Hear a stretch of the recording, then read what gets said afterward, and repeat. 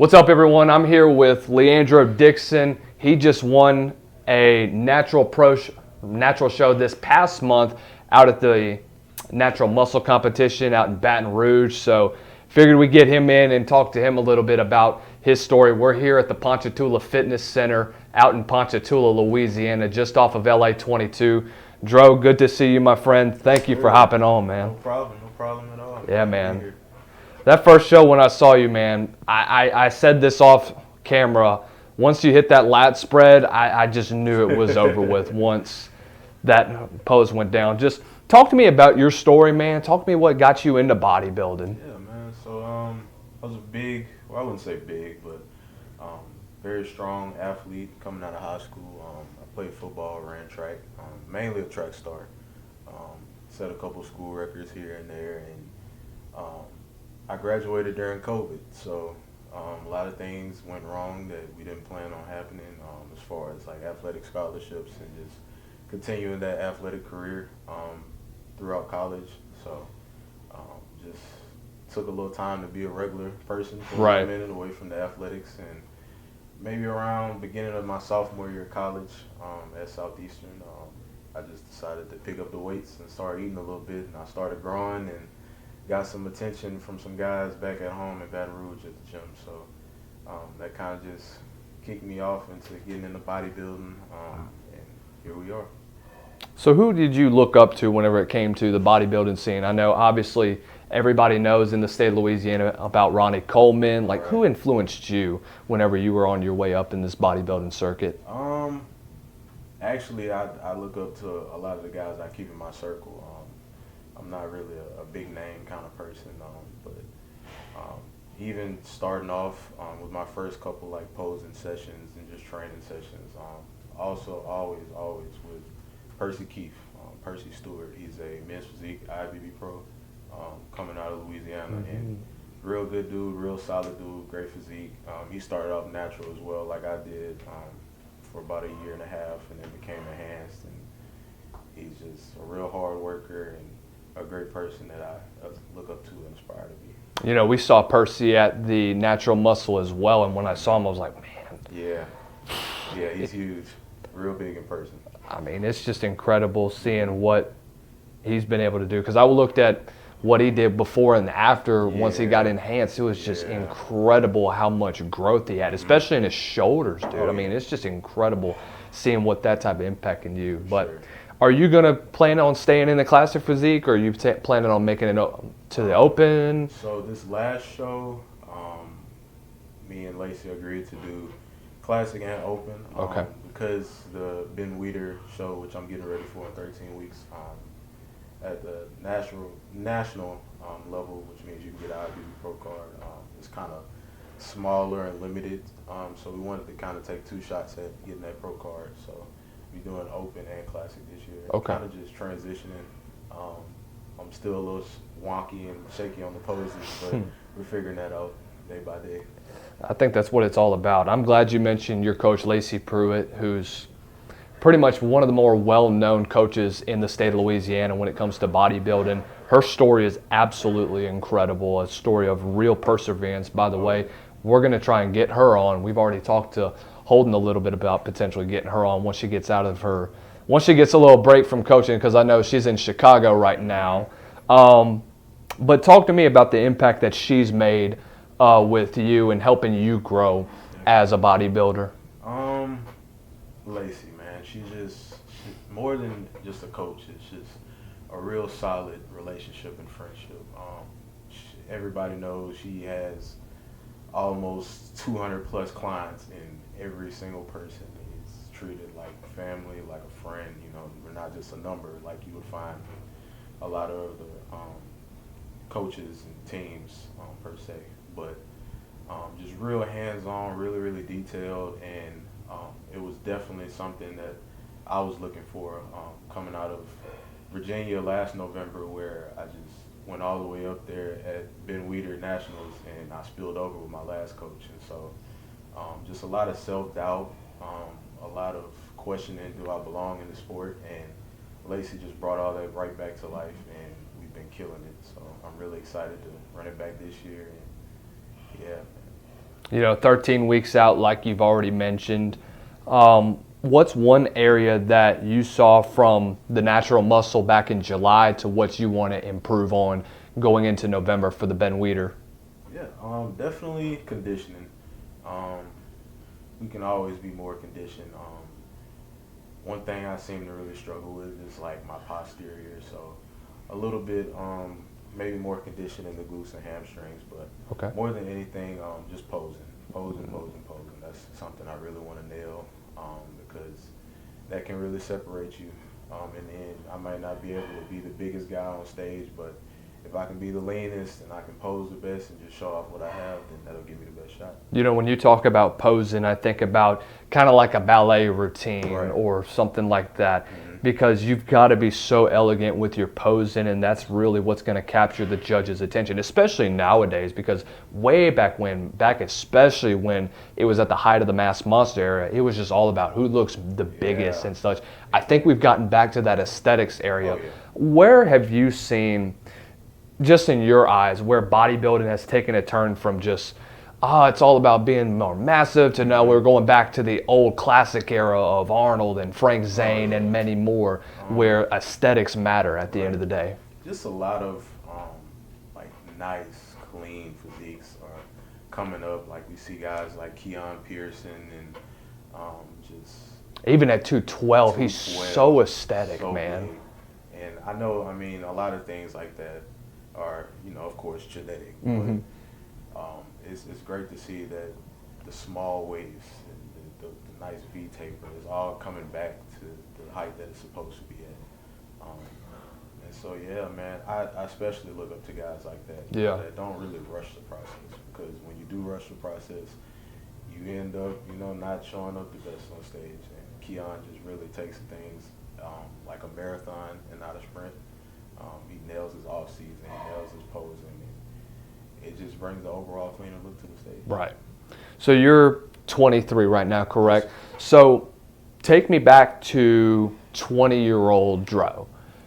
What are you going to say to him, if you could, just knowing that this is the start of what he wants to do most, get into the bodybuilding scene, try to look as pleasing as possible? Like, what would you go back and say to him right now at this point in time? I'd honestly go back and just tell myself, man, be humble. You just getting started. You're not better than you think you are right now by any means. Because I feel like that's something I struggle with a lot when I first got started in bodybuilding. And show after show, I just was feeling already in my head like, man, I'm gonna be a pro.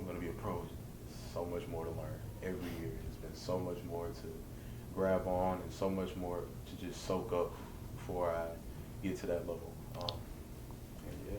That's impressive, man. So I want to touch on a couple things, because social media has played a big role in the bodybuilding scene today.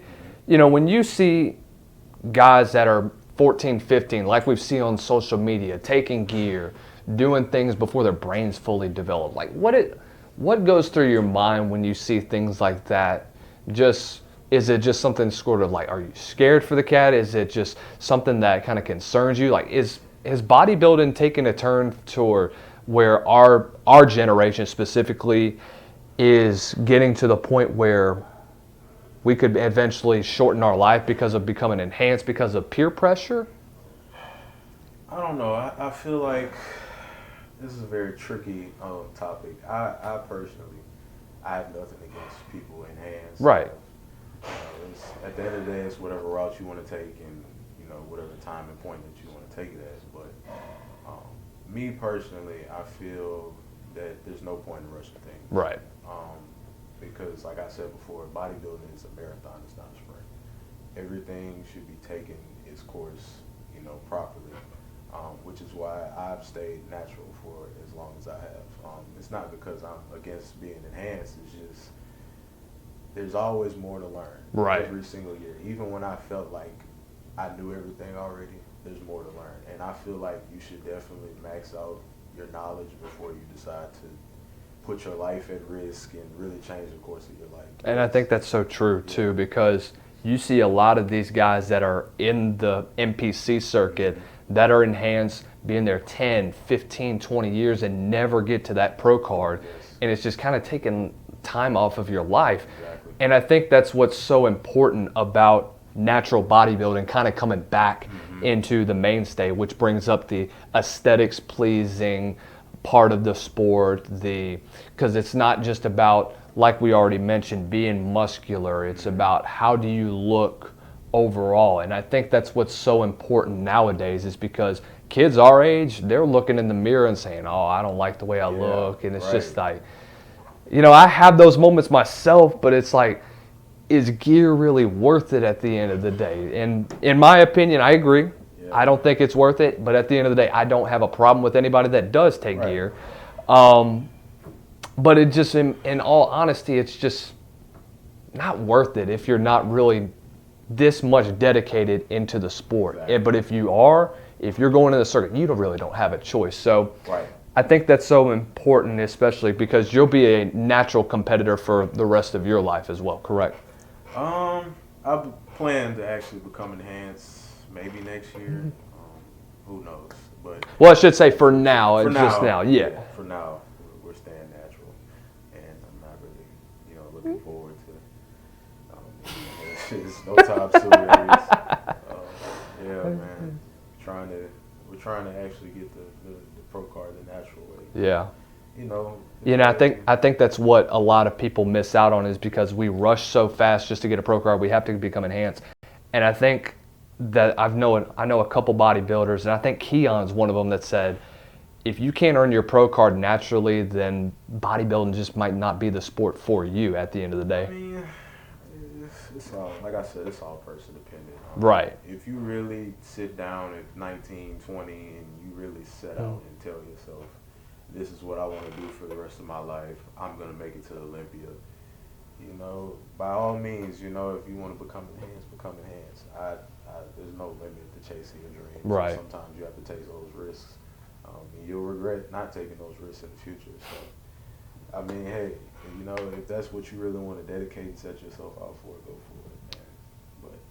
But I just personally, it's just a personal decision. Right. More than anything. Why do you think it's become so taboo of a subject nowadays? I'm not sure, honestly. I mean, of course, you get on social media and you see all these absolute genetic freaks at 19, 20. They just surpassing people that's 30, 40 plus years old. And just, like, for instance, we got, I think it's Josema Munoz. He's a 22-year-old top 3 Olympian dude. Like, you just see guys like that, and I think everybody feels like they're behind. Right. And it just causes them to rush the process. I think people are looking at guys like Nick Walker, who's just a freaking nature, and we're 10 weeks out from the Olympia? Comparison is a thief of joy, man. Yes. Especially genetic-wise. You're not going to build muscle the same way as the next person. Your insertions are not going to be the same as the next person. So you can't compare yourself and your journey to the next person. It's really just all about perspective. If we all just set a standard to improve ourselves, then we wouldn't be comparing ourselves to the next man and basing our journey off of that. I think that's really good. I'm glad that you mentioned kind of the comparison side of things, because when you compare other bodybuilders around other states, and I look at the state of Louisiana, there's obviously guys like yourself, Gavin Jenkins, who's a regular here, lots of different bodybuilders that are around. Richard DeBerry, who just finished 5th at North Americans, which was incredibly impressive for a guy that's 49 years old and he's getting out there. It just goes to show you anybody at any age can achieve their dreams. Doesn't matter if it's whether it is in bodybuilding, whether it's in whatever type of business that you're in. I think that's so incredible, just seeing somebody like Richard just take that next step forward and really put himself out there and just see the dreams that he's living out. Just talk to me about a few other names that we may not know about that's in the state of Louisiana that could be making a name for themselves in the next couple of years in the bodybuilding circuit. My boy Kevin just went pro at North Americans, putting himself on the map, man, with the pro card and the overall win. I think he's going to be an Olympia guy probably in the next year or so. Just great structure, great size. Like, I've been telling him for a long time, man, he did not deserve to be, you know, still in the amateur ranks. Like, that dude is a pro by nature. Yes. Him, my boy Dylan Castle, another person coached by Lacey. He went pro, I think maybe 2 months or so ago. And he's been grinding for a long, long time. Mm-hmm.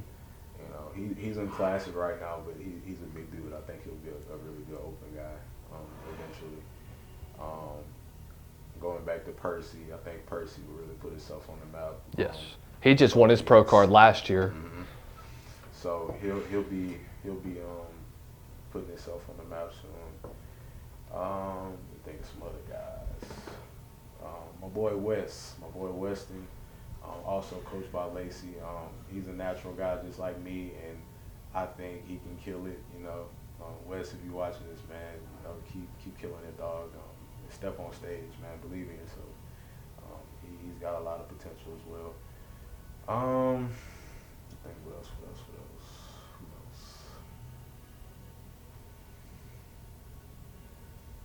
I know I'm missing somebody. I know I'm missing some people, man. I know I'm missing some people. There's a couple from here that'll be competing in the Southern Muscle in a couple weeks, correct? Yeah. I'm not sure who is competing in Southern Muscle, but it's always a good show. Will you be in Kenner for that? I might go out and watch it. Okay. I won't be competing in it. Nah. Yeah, I figured you were going to at least go watch it. We'll be there in attendance. We're excited for the expo there, bro. So I do want to get to the overall circuit in the bodybuilding industry in Louisiana, because you're talking about only 4 shows a year. Mm-hmm. And I think that's so discouraging, because you look at other states like Texas or Mississippi, or especially on the East and West Coast, that are having 4 shows. They could have those in a matter of 3, 4, 5 months. So 100%. why do you think that that's been the big reason? I know we kind of brought that question up with Holden as well, but do you want to see more shows in the state of Louisiana? And if you do, like, where are some places that we could have them at, you know? Man, that's a tricky question. I'm not sure, honestly.